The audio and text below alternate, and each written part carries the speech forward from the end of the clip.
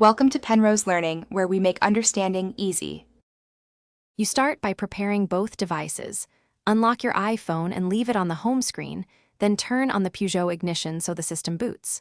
Once done, enable Bluetooth and Wi-Fi on the phone. CarPlay uses both even for wired setups, and plug the lightning cable into the phone only if the 208 requires a wired connection. Make sure Do Not Disturb is off, otherwise notifications and some permissions won't appear. Now, move to the car's infotainment screen to pair. On the Peugeot screen, open Connectivity or Phone Settings and choose to add a device.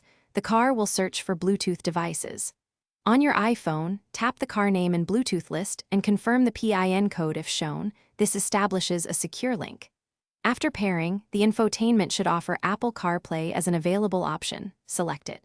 If prompted on the phone, allow CarPlay while locked. This lets CarPlay launch automatically.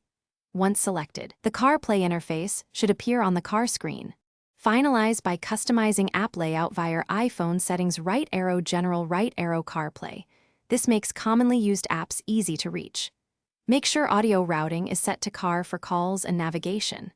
If CarPlay doesn't connect, try a fresh lightning cable or switch USB ports. Many problems are cable related.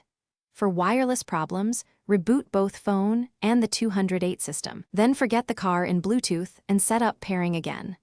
One key tip: check for info.